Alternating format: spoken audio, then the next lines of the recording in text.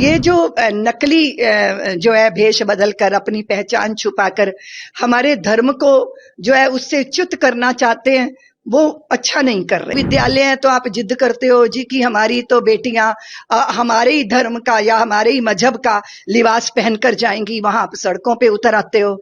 हर जगह आप पहचान के लिए लड़ाई करने लग जाते हो। तो यहाँ क्यों आप पहचान छुपा रहे हो? अपनी पहचान छुपा के आप इस तरह अपना धंधा नहीं कर सकते। अपनी पहचान के साथ बैठो, किसी को भी कोई बाधा नहीं है। देखिए, आप जानते हो कि हमारे लिए कोई भी यात्रा हो, तीर्थ की यात्रा हो, और या तो फिर कोई भी हमारे देवी देवताओं का अर्चन हो, हमारे लिए सबसे पहले आहार शुद्धि का बहुत बड़ा महत्व है ना। हम ऐसे ही कुछ भी नहीं खा सकते। हम जब साधना में होते हैं तो हमारी आहार शुद्धि, विचार शुद्धि और व्यवहार शुद्धि। तो ये जो नकली जो है भेष बदल कर अपनी पहचान छुपाकर हमारे धर्म को जो है उससे च्युत करना चाहते हैं, वो अच्छा नहीं कर रहे। जब आप सरकारी जो संस्थान होते हैं, अगर विद्यालय है तो आप जिद करते हो जी कि हमारी तो बेटियां हमारे ही धर्म का या हमारे ही मजहब का लिबास पहनकर जाएंगी, वहां आप सड़कों पे उतर आते हो। हर जगह आप पहचान के लिए लड़ाई करने लग जाते हो। तो यहाँ क्यों आप पहचान छुपा रहे हो?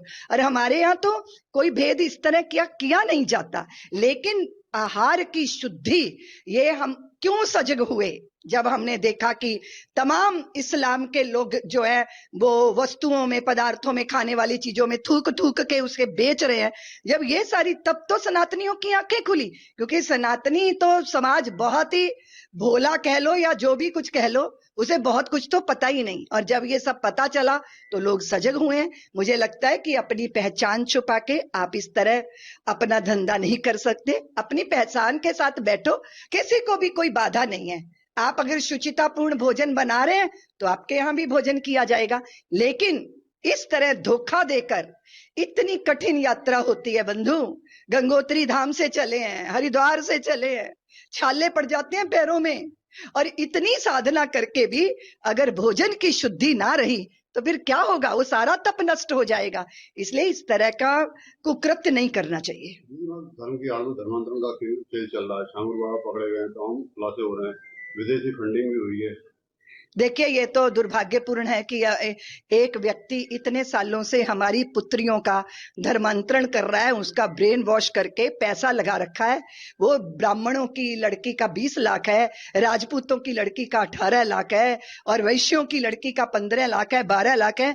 ये दुर्भाग्यपूर्ण है। दलितों की लड़की 10 लाख में ये इस देश में चल रहा है, और हम सोए हुए हैं। ये तो भला हो योगी जी का, जो सजग है और जिन्होंने इस तरह की कुकृत्य करने वालों का दमन करने का संकल्प लिया। पर मैं समाज को भी कहूंगी कि अपनी पुत्रियों, अपने पुत्रों का ख्याल तो रख लो। वो आपके घर में है, लेकिन वो आपके घर में रह के भी आपके साथ नहीं है, क्योंकि उनके साथ कोई और काम कर रहा है। इसलिए सब कुछ सरकारें करेंगी। सनातनियों, आप तो कुछ कर लो अपनी संतानों को।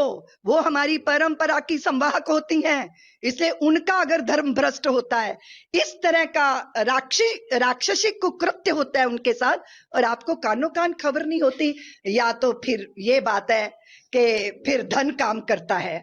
तो किसी भी तरह का लोभ या किसी भी तरह का भय, उससे हमें अपने धर्म का त्याग नहीं करना चाहिए।